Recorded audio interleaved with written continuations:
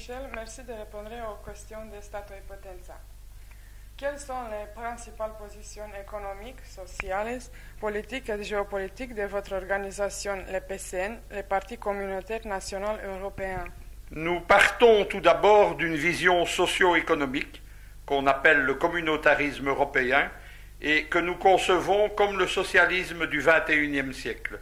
De quoi s'agit-il? Il s'agit d'une société solidaire, d'une société où existe la justice sociale, d'une société où c'est l'État qui commande au monde économique, mais c'est également un socialisme correctif, c'est-à-dire que nous avons tiré dès la fin des années 60 les conséquences de l'échec économique qui s'annonçait déjà alors du marxisme-léninisme, et nous sommes donc pour une économie où existe un marché strictement contrôlé par l'État pour la petite production, c'est-à-dire les magasins, la production agricole, toute une série de choses. Par contre, ce qui compte pour nous, c'est le rôle dans l'économie d'une entreprise au niveau stratégique, au niveau militaire, au niveau des intérêts pour l'État. Qu'est-ce que cela veut dire? Que ça ne nous dérange pas qu'un fabricant de bicyclettes puisse être une gigantesque firme, mais par contre, tout le secteur militaire et industriel, tout le secteur de la production d'énergie doit être contrôlé par l'État. Ça, c'est une forme de socialisme, c'est le contenu. Le contenu doit exister dans un contenant, c'est la dimension. Nous avons constaté que toutes les expériences socialistes qui avaient essayé de se développer dans un petit pays avaient échoué. Il y a une dimension minimale pour réussir un socialisme scientifique, c'est-à-dire un État de grande dimension, comme l'a été l'Union soviétique, comme l'a été beaucoup moins l'ancienne Yougoslavie, ou comme l'a été à un moment donné la Chine. Cet État, pour nous, est assez simple, c'est ce que nous appelons la Grande Europe, c'est-à-dire l'unification continentale de Vladivostok en Russie d'Extrême-Orient, jusqu'à Reykjavik en Islande, et du Québec jusqu'au Sahara. Cette vision rejoint en partie, mais je pense que c'est une de vos questions suivantes, rejoint les thèses sur l'eurasisme. Nous avons développé cette vision à partir du début des années 60, avec le fondateur de notre organisation, Jean Thiriard, et nous l'avons développée et adaptée à partir des années 80, notamment en tenant compte de l'échec de l'expérience soviétique. Encore un mot, parce qu'il est important, nous sommes évidemment un parti d'opposition radicale au système. Nous sommes opposés aux partis traditionnels et nous sommes opposés, bien entendu, à l'occupation impérialiste de l'Europe par les États-Unis et l'OTAN. Lorsque nous disons, nous nous définissons en fait comme un parti d'opposition extra-parlementaire. Dans les années 1995 à 1999, nous avons été représentés dans plusieurs institutions parlementaires belges, notamment le Parlement wallon, le Parlement de la Communauté française de Belgique, l'équivalent d'un conseil régional français qui est le conseil provincial du Hainaut. Nous en avons retiré une expérience totalement négative et nous ne pensons plus que le parlementarisme bourgeois soit une solution et qu'il soit possible d'y trouver une solution. Nous sommes donc un mouvement extra-parlementaire. En particulier, vous défendez une idéologie européiste, celle de la Grande Europe. Que pensez-vous donc de l'Union européenne? Nous dirions que notre vision de l'Union européenne a changé. Lorsque Jean Thiriard a défini dans les années 60 ses thèses sur la Grande Europe, qui évoquait déjà à l'époque une Grande Europe jusque Vladivostok, Thiriard, comme moi-même ensuite, nous avons toujours dit que la Russie c'est aussi l'Europe, notre conception était que l'Union européenne était une étape vers justement, une étape fédérale ou confédérale, vers l'existence d'une grande Europe. Malheureusement, au fil des années, nous avons constaté que l'Union européenne trahissait l'idée européiste. Ça a été à partir du traité de Maastricht, ça a ensuite été l'acte unique, la tentative de constitution, C'est-à-dire que petit à petit, l'Union européenne, d'un grand projet libérateur et unificateur du continent, est devenue simplement le bras armé politique de l'OTAN. Par ailleurs, le projet de l'Union européenne est exclusivement actuellement un projet qui suit l'agenda de l'OTAN, c'est-à-dire que c'est un projet anti-russe. Voir ce qui se passe actuellement en Ukraine, par exemple. Lorsque vous constatez les deux grandes opérations de politique étrangère de l'Union européenne, c'est-à-dire ce qu'on appelle la PESC, la politique européenne de sécurité collective, et d'autre part le partenariat oriental, dont le but est de détacher la Géorgie, le Bélarus, l'Ukraine, la Moldavie, l'Arménie, de la sphère d'influence russe, ce que les Russes appellent l'étranger proche. On constate que l'OTAN, en fait, domine totalement l'Europe. Cependant, et c'est là-dessus que nous divergeons totalement d'anti-européens ou de ce qu'on appelle les eurosceptiques, nous pensons qu'il ne faut pas jeter le bébé avec l'eau du bain. Il y a d'une part dans l'Union européenne les politiciens, c'est-à-dire les représentants du parti américain en Europe, que ce soit la social-démocratie, la démocratie chrétienne, les verts kakis ou les libéraux, ce sont tous les gens qui représentent la domination américaine. Mais à côté de ça, il y a un outil, c'est notamment la Commission européenne, c'est tout l'appareil unificateur qui tourne autour des institutions européennes, c'est le début d'une classe politique européenne. Ce sont des gens qui ne s'occupent pas de politique, ce sont des cadres ou des fonctionnaires. On peut parler à leur sujet de technocratie, mais il faut des technocrates pour faire un État. Ce que eux construisent, c'est un outil de puissance. Cet outil de puissance, il peut exister, comme maintenant, au service de l'OTAN et des États-Unis, mais il peut exister aussi demain au service de la grande Europe. Vous devez savoir que dans l'histoire du colonialisme, que ce soit le colonialisme français, le colonialisme italien, etc., ce sont souvent les colonisateurs qui ont créé les conditions d'unification des colonies. C'est ce qui se passe pour nous en Europe. Nous attendons deux grands phénomènes, c'est-à-dire d'une part le développement de cette classe politique européenne qui est fréquemment humiliée par les Américains. Il y a, lorsque vous parlez à beaucoup de diplomates, lorsque vous parlez à des gens qui ne sont pas des gens de la politique politicienne, il y a une humiliation par rapport à ce qu'ils sont dans l'Europe, par rapport par exemple aux militaires qui ne sont que l'infanterie coloniale du Pentagone. À côté de ça, il y a un second phénomène, c'est la montée de l'anti-américanisme au sein des masses européennes. Nous disons que les conditions d'une révolution en Europe, elles sont triples. C'est la jonction entre, d'une part, la classe technocratique transnationale européenne, des masses anti-américaines, et pour ça, parce que nous sommes léninistes, nous sommes aussi les héritiers de Que faire, nous disons qu'il faut un parti révolutionnaire de cadres, et c'est à cela que mon organisation travaille. Venons-en à la question qui déchire l'Union européenne.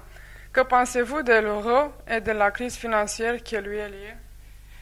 Je pense qu'il y a actuellement une très grande confusion entre les causes et les conséquences. La cause de la crise financière actuelle, c'est quoi? C'est la globalisation ultralibérale, c'est l'économie mondialisée sous domination américaine, et c'est l'appétit économique, l'appétit consumériste des banksters. Je n'hésite pas à employer le terme bankster, parce que c'est de ça qu'il s'agit exactement.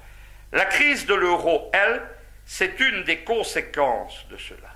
Ce n'est pas comme beaucoup d'eurosceptiques le prétendent. Il y a eu récemment, par exemple, une réunion à Athènes d'une série de partis dont certains, je dois dire, ont des animateurs honorables, mais ils se trompent. Ils se trompent lorsqu'ils croient que l'euro est la cause et qu'il faut sortir de l'euro. Nous sommes en fait au cœur d'une crise économique et d'une crise financière. Derrière cela, il y a une guerre économique. Il y a tout d'abord la guerre économique Europe-États-Unis qui existe depuis la fin des années 70. J'ai beaucoup moi-même écrit dès 1984-85 sur cette guerre économique. C'est ce que j'appelle la contradiction interne de l'Union européenne. C'est-à-dire qu'on a d'une part une domination, une alliance complète, c'est l'atlantisme, militaire et politique avec les États-Unis, mais que parallèlement à ça, le principal ennemi économique des États-Unis, c'est précisément l'Union européenne. À cela s'ajoute la guerre des monnaies. La guerre des monnaies, ça a été longtemps une partie à deux, l'euro contre le dollar. Il y a une spéculation grâce à la crise,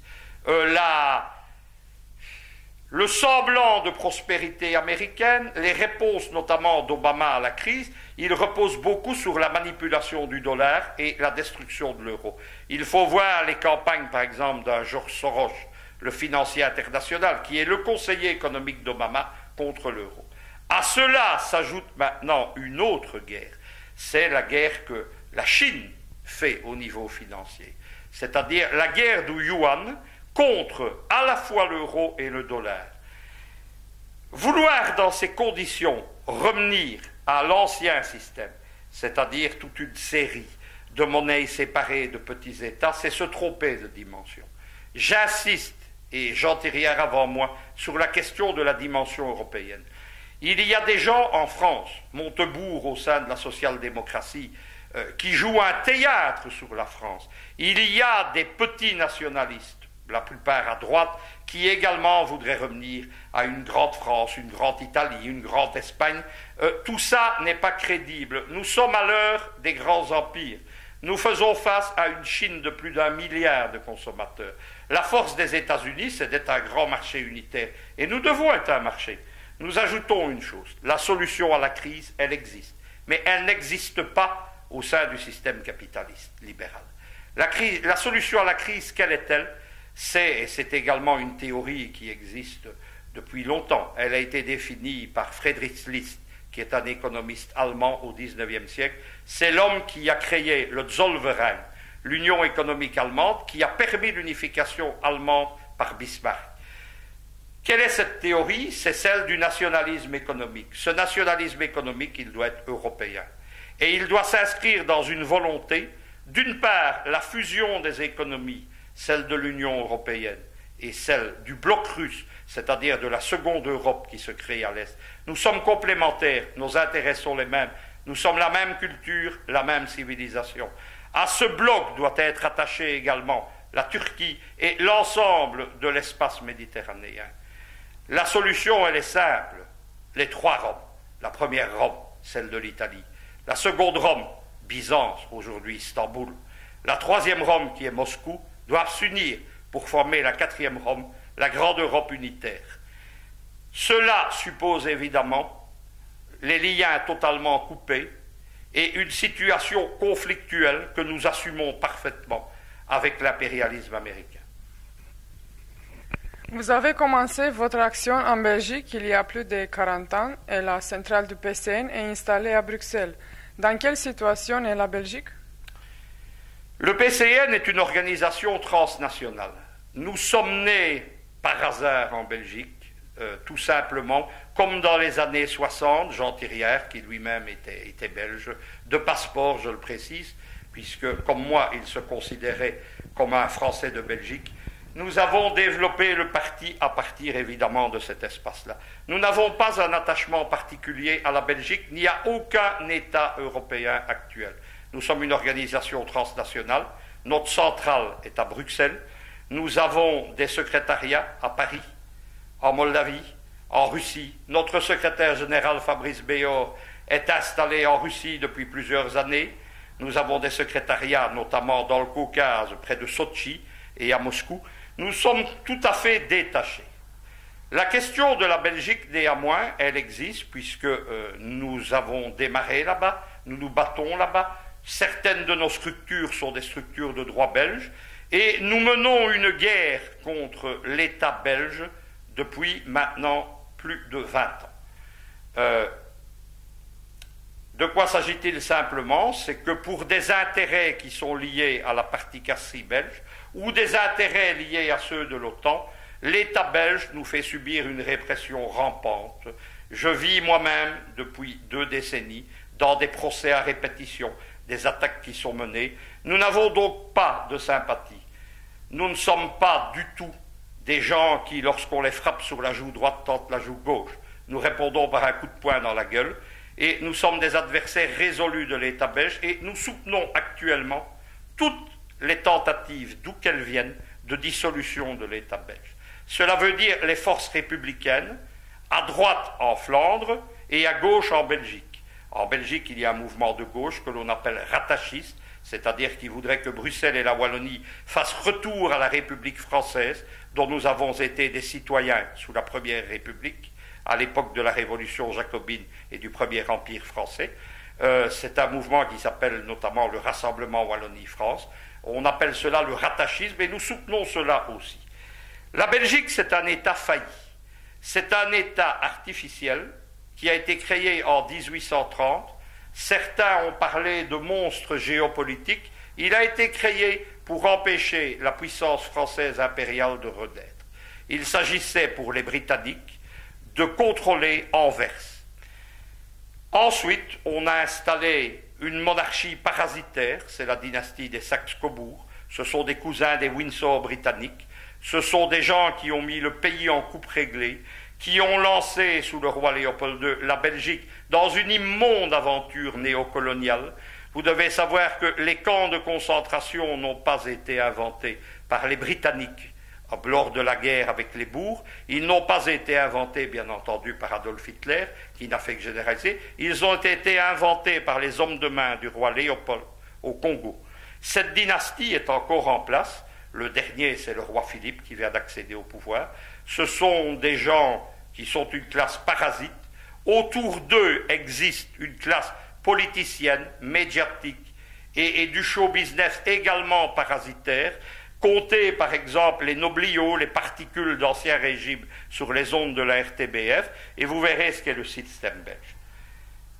Parlons franchement, la Belgique est très importante actuellement parce que c'est le verrou géopolitique de l'Union européenne.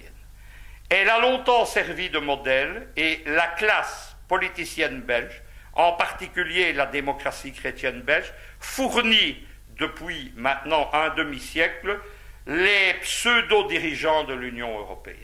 Beaucoup, avant d'ailleurs de diriger l'Union européenne, commencent par être secrétaire général de l'OTAN. Cette classe politique, évidemment, est soutenue par un appareil, les États-Unis, l'OTAN, l'Union européenne, qui ne veut pas voir Bruxelles, la Belgique, où se trouvent justement les centrales de l'Union, la capitale de l'Union européenne et la centrale de l'OTAN, se dissoudre. Ce qui se passe en Belgique, c'est quelque chose de capital. Il faut simplement comprendre une chose, et nous sommes parfois mal compris, la seule force politique actuellement en Belgique qui a la capacité de faire éclater l'État belge, c'est le nationalisme flamand. C'est pour ça que nous avons au niveau du PCA d'excellents rapports avec les formations nationalistes flamandes, même si idéologiquement nous sommes très loin les uns des autres. Eux ont la puissance. Lorsque la Belgique éclatera, c'est-à-dire que ça peut arriver rapidement ou lentement, la Belgique c'est un cadavre en décomposition dans lequel on a maintenu une apparence de vie. Ça peut aller vite ou pas, la question n'est pas là, mais lorsque cela arrivera, il y aura, nous l'espérons, un effet de domino en Europe. La France occupe une grande place dans vos réflexions. Vous avez beaucoup écrit il y a déjà 20 ans sur l'axe Paris-Moscou, mais vous dénoncez aujourd'hui l'axe Washington-Tel Aviv-Paris. Quelle est la situation de la France? Il faut tout d'abord comprendre une chose. En géopolitique, il n'y a pas de situation acquise. La géopolitique, c'est un rapport de force à un moment donné. Je voudrais tout d'abord vous faire une remarque pour qu'il n'y ait pas de confusion. Je suis né dans la culture française, qui est une très grande culture européenne, mais cela ne fait pas de moi un partisan de la France. Je n'ai pas d'attachement à un État particulier en Europe. Je dirais, comme un grand écrivain de Liège en Belgique, Alexis Curvers, je suis par moi-même un citoyen de l'Empire romain. Le reste, ma patrie actuelle, je n'en ai pas. Ma patrie, c'est un projet politique, c'est la grande Europe, justement. Et ma patrie, c'est mon idéologie. C'est mon idéologie, le communautarisme européen. La France, c'est un grand pays, on l'a dit avec une grande culture, et elle a un grand rôle géopolitique en Europe. pour des particularités qui sont liées justement à sa culture, ce que l'on appelle notamment l'exception culturelle française. Le fait que, face à l'anti-civilisation yankee, face à la culture de McDonald's, à la malbouffe, au cinéma d'Hollywood, c'est la France qui a le mieux résisté. Seconde chose, la France, ça fait partie, je dirais, de son héritage politique, c'était le pays du général de Gaulle. Le général de Gaulle a été le seul dirigeant européen qui a pris ses distances avec les Américains, qui a parlé de la grande Europe, lui disait jusqu'à l'Oural, parce que la Sibérie n'était pas dans les méthodes de pensée de sa génération, mais lui a tendu la main à Tito, il a tendu la main à Ceausescu en Roumanie, il a tendu la main, bien entendu, aux Russes, aux Soviétiques. De Gaulle a fait sortir la France de l'OTAN. Lorsque l'Union soviétique malheureusement a implosé. Et nous avions annoncé cette implosion dès les années 1980 avec Jean Thirière. Nous avons cherché un concept de rechange. Je suis, moi, ce qu'on appelle un idéologue. Pour moi, ça n'a pas la connotation péjorative que ça a dans le langage des sciences politiques occidentales. Je suis quelqu'un qui fournit des modes de pensée, qui diffuse des thèses politiques, qui crée de l'idéologie et qui fournit des scénarios pour l'avenir. Avant d'être un militant politique, avant d'être un organisateur, je suis quelqu'un qui pense. La question qui s'est posée justement lorsque l'Union soviétique a implosé, c'était de trouver une solution de rechange. Jusqu'à ce moment-là, nous avions parlé avec Jean Thirière de ce qu'on appelle l'empire euro-soviétique, c'est-à-dire que nous prônions une unification entre l'Union européenne et l'Union soviétique, avec comme unificateur l'URSS, pas l'Union européenne. L'URSS implosant, la Russie étant humiliée, ce sont la décennie tragique d'Eltsine, c'est la décennie des oligarques, c'est le recul de la Russie, c'est la Russie qui laisse détruire la Yougoslavie, qui laisse bombarder Belgrade. Nous avons donc cherché un concept. Ce concept, c'était l'axe Paris-Moscou. Nous avons été les premiers à en parler dès 1992, et la première apparition du concept d'axe Paris-Moscou, c'est dans un livre qui était consacré au PCN et qui a été publié en 1993. D'autres ensuite ont suivi, notamment François de Grossouche, qui est le fils d'un ancien conseiller de Mitterrand. L'idée s'est popularisée. Quelle était-elle? C'était que les deux pôles de résistance à l'américanisation du monde, c'est-à-dire la France avec l'héritage du général de Gaulle et la Russie avec l'héritage soviétique qui était évident, s'unissent. Ce concept, malheureusement, a cessé d'être opérationnel et est devenu complètement obsolète avec l'arrivée au pouvoir de Nicolas Sarkozy. De Nicolas Sarkozy, j'ai dit que c'était un néocon à passeport français. C'est-à-dire, qui sont les néocons? Ce sont les gens, les idéologues, il y en a aux États-Unis aussi, les idéologues du régime de Bush. Qu'a fait Nicolas Sarkozy? Il a importé le néoconservatisme dit à la française en France. Il a réintégré la France dans l'OTAN. Un ambassadeur américain à Paris a dit que Sarkozy était le plus pro-américain des présidents français, et c'est vrai. La France s'est réabaissée, s'est revassalisée. Lorsque François Hollande est arrivé au pouvoir, c'est une autre classe de domestiques des Américains, la social-démocratie pro-américaine, ce qu'on appelle la gauche américaine en France, François Hollande, Manuel Valls, etc. Le mouvement qu'avait fait Nicolas Sarkozy, Hollande l'a encore approfondi. Et on est arrivé à la situation qui s'est passée en Syrie, par exemple, où on a vu que le meilleur domestique de la politique d'agression des États-Unis contre la Syrie bassiste de Bachar el-Assad, c'était la France. À cela s'ajoute l'influence du lobby sioniste en France et aux États-Unis, qui font que les deux États où ce lobby sioniste a une influence déterminante, c'est bien entendu les États-Unis avec l'AIPAC et la France avec le CRIF. Le résultat a fait que l'axe, non seulement Paris-Moscou n'existait plus, n'était plus possible, mais que s'était substitué à un axe Washington, Tel Aviv, Paris.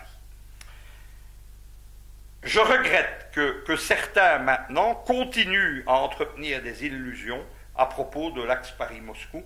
C'est notamment le cas des eurasistes russes de droite, c'est-à-dire les gens qui suivent par exemple Alexandre Douguine. Ils opèrent une vision politique qui ne repose plus que sur du vide. Est-ce que cela veut dire que la France a terminé avec son rôle géopolitique en Europe? Je ne le pense pas. Parce qu'il y a un potentiel français.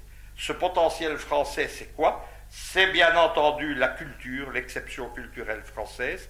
C'est l'anti-américanisme viscéral. Les Français sont les plus anti-américains en Europe. Et c'est les souvenirs de la grandeur française du général de Gaulle. Je pense qu'un changement de régime arrivera un jour et que la France retrouvera son potentiel.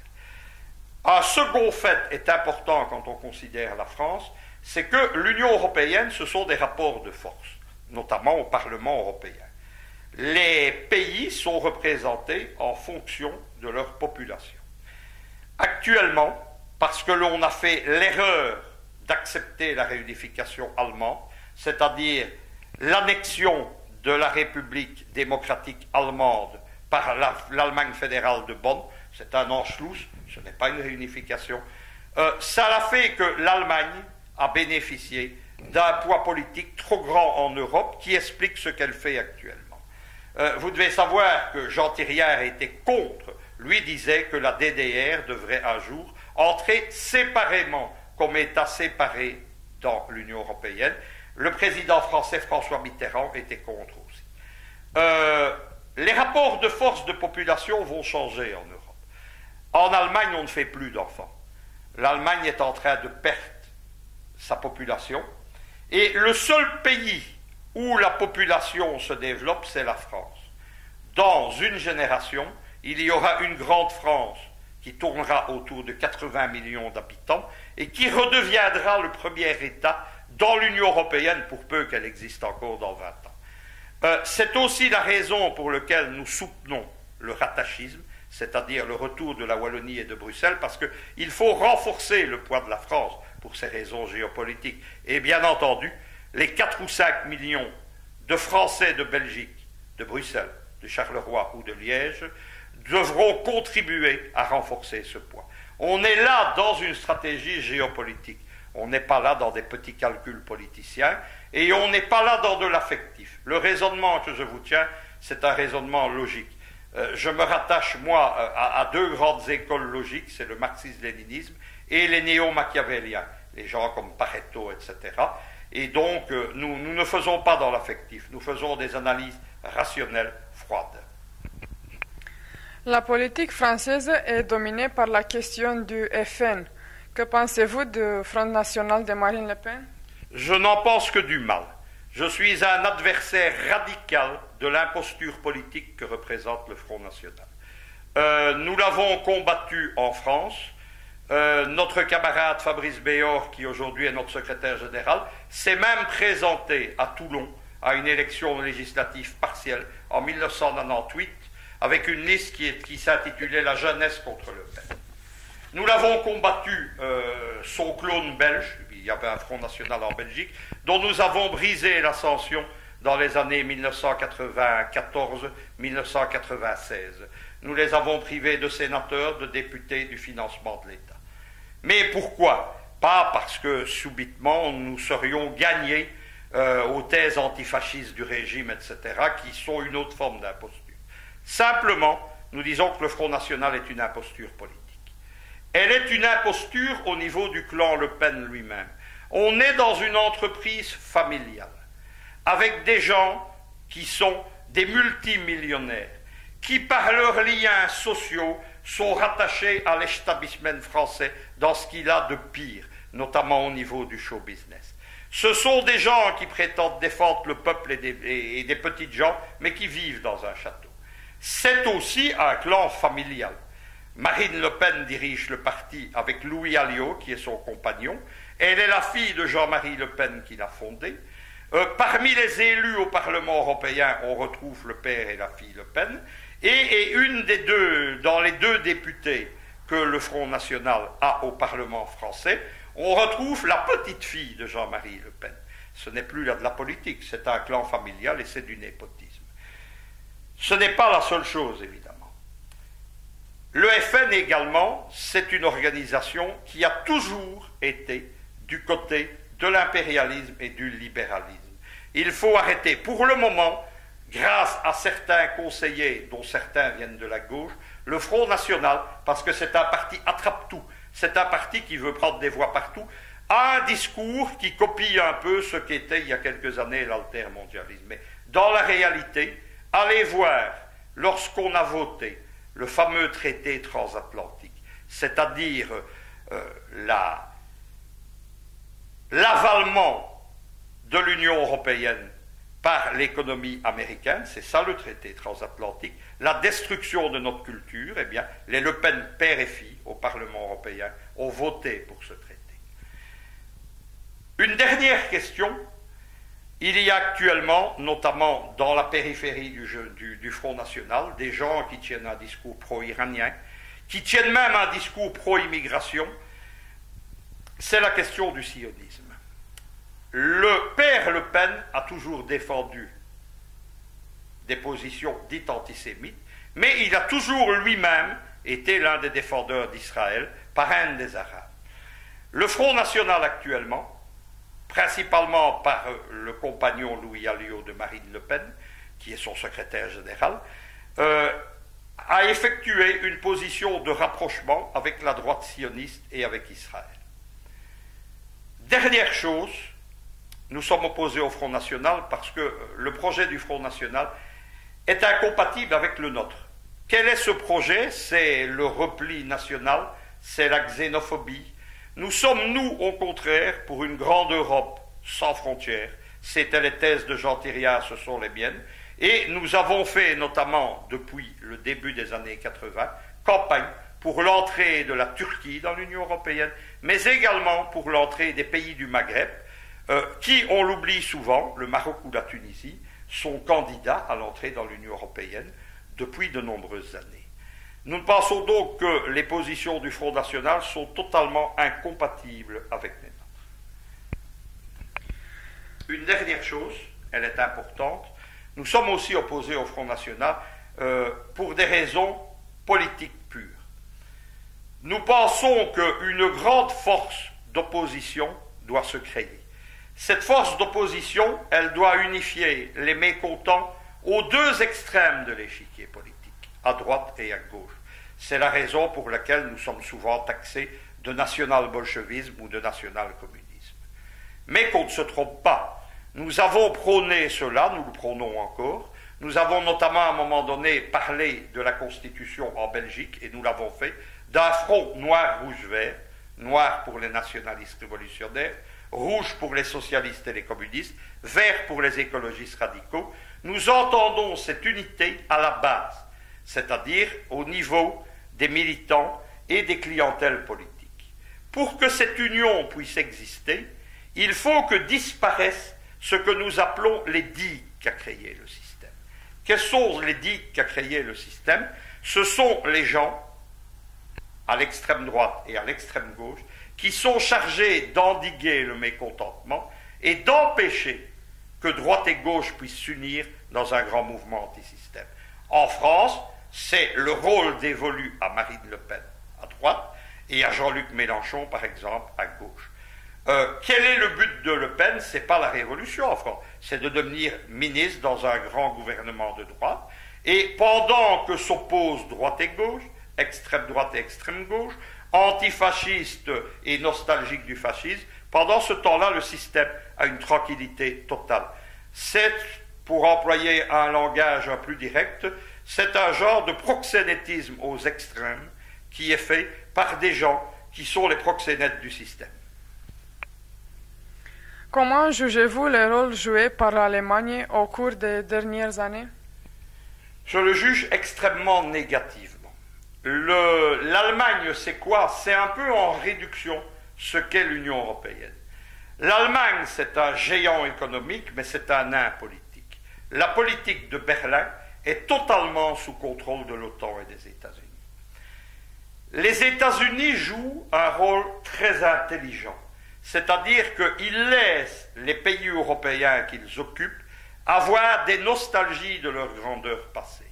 Et l'Allemagne, clairement, a des nostalgies du rôle géopolitique qu'a joué le Deuxième Reich de Bismarck et Guillaume II et le Troisième Reich d'Adolf Hitler, notamment dans les pays baltes, en Europe centrale et dans les Balkans. Mais tout cela sert à quoi? Tout cela sert à l'expansion de l'OTAN à l'Est. Qu'a fait l'Allemagne?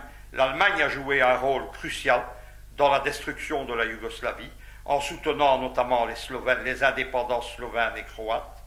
L'Allemagne a joué un très sale rôle dans les pays baltes, en entretenant notamment l'agitation anti-russe. Et regardez ce qui se passe aujourd'hui en Ukraine. En Ukraine, c'est une opération pilotée par Berlin et les services secrets allemands pour renverser le gouvernement légal et légitime ukrainien, le remplacer par un régime pro-occidental, un régime de marionnettes, et les Allemands jouent un rôle central. Le futur candidat de l'opposition pro-OTAN unie, c'est le boxeur Klitschko. C'est quelqu'un qui a un passeport et la nationalité allemande. Son parti a été fondé à Munich. Les groupes d'extrême droite qui forment néofascistes, bandéristes, les nostalgiques du fascisme ukrainien de Bandera, des pogroms antisémites et anti-polonais des années 1941 et 1945, ce sont aussi des gens qui sont sous le contrôle du BND, le Bundesnachrichtendienst, ce sont les services secrets allemands, depuis le début des années 1950 avec le fameux général Göring, qui jouait le même rôle avant pour Adolf Hitler, qui dirigeait la partie des services secrets allemands qui s'occupait de l'agitation anti-soviétique dans les pays de l'Union soviétique. L'Allemagne a donc un rôle extrêmement négatif. J'ai parlé d'illusions sur l'axe Paris-Moscou. Certains, ce sont les mêmes, parlent parfois d'un axe Paris-Berlin-Moscou, continuent aujourd'hui à agiter cet axe. Cet axe ne repose sur rien, je le répète, voire l'Ukraine. Mais par contre, il y a un énorme potentiel. Ce potentiel, quel est-il? C'est une tradition de la politique allemande depuis 1918, et on rejoint l'univers du national-bolchevisme, c'est l'orientation à l'Est. Si l'Union européenne se désagrégeait, ou si l'Union européenne tournait vers un confédéralisme mou, ou encore si le bloc de l'OTAN se désagrégeait, l'alliance naturelle de l'Allemagne sera alors la Russie. Et l'Allemagne, au lieu d'être un élément de confrontation, sera un pont entre les deux Europes, entre l'Europe de l'Union européenne et entre la seconde Europe eurasiatique que Moscou est en train de construire. Comment évaluez-vous le rôle joué par l'Italie au cours des dernières années? Le rôle de l'Italie. Quand je vois l'Italie, quand je vois votre vie politique que je suis quotidiennement, je pense à la Belgique. Je vois comment en Belgique un État faillit. Je vois un État où une caste politicienne a mis un pays entier au pillage. Je vois l'inefficacité, je vois la corruption, et je vois les mêmes partis. N'oubliez pas que les deux États qui ont été dominés par la démocratie chrétienne, c'est précisément la Belgique et l'Italie. Je vois aussi une seconde chose, et on revient à ce qu'on disait à propos de l'Allemagne, c'est les nostalgies néocoloniales que les Américains laissent entretenir. L'Italie a joué pendant trop longtemps une sale carte colonialiste en Libye, c'était le temps de la lutte du grand leader Omar Mokhtar. Et aujourd'hui, on voit que l'OTAN confie à l'Italie la recolonisation de la Libye, la création d'une armée coloniale fantoche. L'Italie ou la Belgique ou la France n'auraient pas une grande importance par eux-mêmes. Mais l'importance, elle est dans l'analyse d'un phénomène généralisé. C'est ce que les marxistes appelaient la bourgeoisie comprador. Ils parlaient à ce moment-là de la bourgeoisie de l'Empire portugais, notamment à Macao, etc., qui aidait les Portugais à coloniser. La classe politicienne de l'Union européenne, c'est une bourgeoisie comprador. Qu'est-ce que cela veut dire? Cela veut dire que ces gens n'ont plus le pouvoir politique et que pour garder la domination en tant que classe dirigeante, la domination économique, le pouvoir de la bourgeoisie, ils ont accepté de se soumettre aux États-Unis. Lorsque les États-Unis interviennent en Europe, le 6 juin 1944, ils ne viennent pas libérer l'Europe, ils viennent l'occuper. Dans le langage encore aujourd'hui des historiens militaires et des généraux de l'époque, le débarquement de Normandie s'appelle l'invasion, c'est plus clair comme ça. Pas la libération, le débarquement, l'invasion. Les Américains ne sont jamais repartis. Ils sont encore là depuis 1944. Leur technique, c'est quoi justement? C'est d'avoir utilisé dans l'Europe entière une bourgeoisie comprador. Pour parler directement, je dirais que la classe politique européenne, ce sont les vaincus en France, en Belgique et dans d'autres pays, ce sont les vaincus de 1939-40, et en Allemagne ou en Italie, ce sont les vaincus de 1944-45. Lorsqu'on comprend ça, on voit que la classe politicienne de l'Union européenne, ce n'est plus une classe qui exerce le pouvoir. Un exemple frappant actuellement, c'est les aventures coloniales de la France en Afrique. Libye, Mali, Centrafrique, et beaucoup d'intellectuels africains font une mauvaise analyse. Ils disent c'est le retour de la France-Afrique. Qu'est-ce que la France-Afrique? C'est le terme péjoratif par lequel on a désigné la politique africaine de la France, malheureusement sous le général de Gaulle et sous ses successeurs. Ça a été une réalité, il y avait une politique française indépendante, jusque, nous dirions, Giscard d'Estaing. Ensuite, progressivement, la France a rebasculé dans l'orbite américaine. À partir de Sarkozy et de Hollande, elle est totalement soumise à la politique étrangère de Washington. Et la France-Afrique est encore une réalité, mais c'est une réalité dans la mesure où les États-Unis acceptent que la France puisse jouer un rôle politique et avoir une influence économique. Mais qui est à la manœuvre en Libye? Qui est à la manœuvre au Mali? Qui est à la manœuvre en Centrafrique? C'est l'Africom, c'est le commandement américain de Naples. Et ceux qui ne voient pas ça ne comprennent pas que la France en Afrique, ce n'est plus l'impérialisme ou le néocolonialisme français, mais la France de François Hollande elle-même qui est devenue l'infanterie coloniale de Washington. La Russie occupe depuis toujours une place centrale dans vos analyses. Comment évaluez-vous les rôles joués par la Russie au cours des dernières années? Je vais vous faire la même remarque que la France.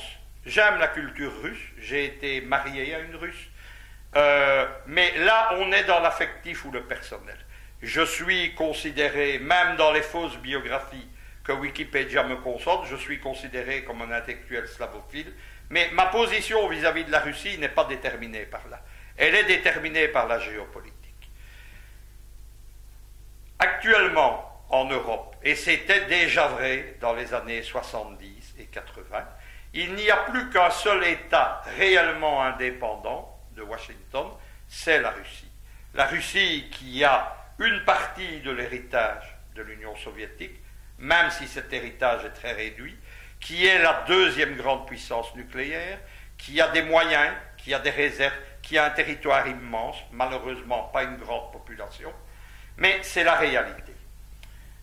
Nous pensons donc actuellement que la seule clé de la libération et de l'unification de la Grande Europe viendra de la Russie. Nous voyons la Russie comme le Piémont de l'Europe. Vous êtes italien, vous savez donc le rôle qu'a joué le royaume de Piémont-Sardaigne dans l'unification, dans le Risorgimento. Nous rêvons d'un Risorgimento grand européen avec un Piémont russe. Il y a une autre analogie historique qui me plaît bien aussi, c'est celle de la Macédoine. Vous savez que les cités grecques qui partageaient une culture et une civilisation se disputaient entre elles. Elles ont été incapables de s'unir. C'est un peu ce qui se passe dans l'Union européenne. Et c'est une puissance de culture grecque, mais n'appartenant pas au noyau original, le royaume de Macédoine, avec Philippe et Alexandre, qui a unifié la Grèce. Il l'a unifié par la force. nous pensons que la Russie aussi peut avoir un rôle macédonien. Les raisons ne s'arrêtent évidemment pas à ça. Les raisons, nous vivons dans un monde conflictuel et nous ne vivons pas dans un monde virtuel. Dans le monde actuel, il n'y a pas des milliers de camps. Nous ne sommes pas de ces intellectuels dégénérés français de l'extrême gauche qui sont ceux de la politique du nini. Quand les Américains attaquent quelque part, ils ne sont pas pour l'OTAN, mais par exemple en Libye, ils ne sont pas non plus pour Kadhafi. Dans la vie, il faut prendre position. Et en géopolitique, il faut prendre position. Nous sommes donc avec la Russie. En ce qu'elle est le foyer de résistance à l'OTAN aux États-Unis, et en ce qu'elle est, vu de l'autre côté, vu des USA, l'adversaire principal. Mon organisation est intervenue dans la plupart des pays d'Europe orientale depuis plus de 15 ans maintenant. Nous avons aidé comme nous le pouvions dans des opérations politiques, dans des opérations de propagande. Nous sommes allés en Moldavie, nous sommes allés dans ce qu'on appelle la Transnistrie, la République moldavienne d'Est, nous sommes allés dans le Caucase, en Abkhazie, nous sommes allés en Arménie, nous sommes allés en Russie aussi au moment des élections, parce que c'est là-bas que ça se passe. J'ai moi-même eu à un moment de ma vie, dans les années 1998-2005, une très grande activité pour défendre les minorités russes dans les pays baltes. C'est une situation que j'ai vécue malheureusement intimement, puisque mon épouse était une Russe de Riga. Deuxième chose, c'est ce que nous appelons la seconde Europe. La seconde Europe, c'est quoi? C'est une thèse géopolitique que j'ai définie dès 2006, c'est-à-dire que le bloc qui est en train de se reconstruire autour de la Russie, avec des choses comme le groupe de Shanghai, le traité de sécurité collective, l'espace économique eurasiatique, l'union douanière, l'union étatique Bélarus-Russie, etc. Tout ceci contribue à créer un pôle de puissance à l'Est qui est une seconde Europe, une deuxième Europe, une autre Europe. Nous sommes extrêmement agacés de l'arrogance des politiciens européens qui ne sont que les petits caniches des États-Unis et qui prétendent qu'ils sont l'Europe. La Russie, c'est aussi l'Europe. Nous le disons maintenant depuis 30 ans. Cette seconde Europe, ce n'est pas moi uniquement, évidemment, qui la définie comme telle. Il y a des idéologues russes pour la définir, et il y a également au sein de l'Union européenne, notamment dans les instituts de l'OTAN, dans les pays baltes, des gens qui s'inquiètent de cette Europe qui se construit face et contre, disent certains, l'Union européenne. Et là, nous sommes au cœur de l'actualité. Ce qui se passe actuellement en Ukraine, ce n'est pas la question du gaz, ce n'est pas la question des marchés, c'est le choc de deux visions antagonistes de l'Europe. D'un côté, l'Union européenne, c'est-à-dire une Europe qui est une annexe économique et militaire des États-Unis, qui aurait tendance à s'intégrer dans un ensemble transatlantique, ils le disent eux-mêmes, et face à elle, il y a une vision de l'Europe qui est une Europe indépendante, eurasiatique, comme le dit lui-même, et qui est la vision du président Poutine. J'ai été particulièrement satisfait, il y a quelques heures, du discours de Poutine sur l'état de la Russie 2013, puisque pour la première fois, Poutine non seulement s'oppose au monde occidental pragmatiquement, mais commence à définir une nouvelle idéologie russe. On est clairement là dans un schéma d'avenir. Nous disons donc l'Europe de Vladivostok à Reykjavik et pas l'inverse. Qu'attendez-vous de 2014? Je vais vous dire que je n'attends rien de particulier. Notre conception de la politique, de l'action politique, c'est une conception volontariste. Nous sommes des gens qui nous battons. Nous disons que ce qui est important, c'est de se battre et de vivre debout. Je suis personnellement quelqu'un, je suis considéré comme un monstrueux ennemi par l'OTAN, le système belgicain. Je n'ai jamais abdiqué. Je vis droit, je rends les coups, je les rends bien généralement, mais c'est comme ça. Je suis un peu agacé de gens qui attendent des miracles, qui attendent des basculements, qui attendent parce que ces choses n'existent pas. Je voudrais particulièrement attirer l'attention, c'est que certains maintenant ont une vision optimiste, on parle un peu trop souvent d'un effondrement américain, etc. Parlons franchement, il y a encore actuellement une seule superpuissance mondiale, ce sont les États-Unis. Là, à un moment donné, notamment l'intellectuel français Emmanuel Todt et moi-même, nous avons cru que les États-Unis allaient lentement s'effondrer, notamment pour la question de l'énergie du pétrole, et malheureusement est arrivé le gaz de schiste, le pétrole de schiste, et les États-Unis en 2018, non seulement vont être autonomes pour au moins une génération énergétiquement, mais vont exporter. Vous devez savoir une chose, c'est qu'il faut lire l'adversaire, il faut lire les géopoliticiens américains. L'un des principaux, parce qu'il est le porte-voix du lobby militari-industriel américain, c'est George Friedman. C'est le patron de l'Institut de recherche Stratford. Friedman a écrit 2 livres de prospective politique et clairement, il évoque un 21e siècle américain et il fait, mais lui et ses amis, un pari géopolitique, c'est l'effondrement de la Russie et de la Chine. 2014, par contre, est une année importante pour mon organisation. Parce que nous allons, je vais dire, non pas commémorer, nous ne sommes pas des gens de commémoration, mais nous allons marquer un double événement. D'une part, les 40 ans du PCN, qui est né à son premier congrès en juin 1984, et deuxièmement, l'acte fondateur de notre idéologie, le livre de Jean Thiriard, Un empire, 400 millions d'Européens, qui a été écrit en 1964.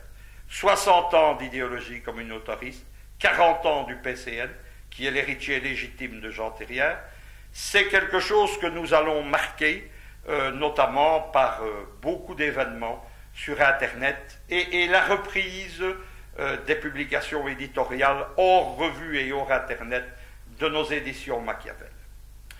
Je voudrais dire un dernier mot à la fin de cette interview au lecteur de votre revue. J'aime beaucoup votre titre. Votre titre, vous l'avez pris à Zouganov, à l'édition italienne de son livre, État et puissance. Vous savez que Zouganov est aussi, au niveau de la géopolitique, un des héritiers de Thiriard, qu'il avait rencontré en 1992. Dans précisément l'édition italienne de Stato et Potenza, on rend hommage à Thiriard, à son empire euro-soviétique. Et donc j'aime beaucoup votre titre. Nous sommes parfois en désaccord sur des choses secondaires. Mais vous insistez, comme moi, sur la chose centrale. La chose centrale, c'est le rôle de l'État. Le problème de la crise économique, le problème de l'Union européenne actuelle, c'est la disparition de l'État. Disparition qui est voulue par la finance cosmopolite, libérale, internationale. Je pense aujourd'hui, et vous avez notamment dans vos colonnes, vous m'avez fait le plaisir de traduire et de publier en italien un de mes éditoriaux en 2012, où j'expliquais que le véritable clivage politique au XXIe siècle, ça ne sera plus la gauche et la droite, le fascisme ou l'antifascisme, le capitalisme ou le socialisme, mais les partisans de l'État contre les partisans du libéralisme.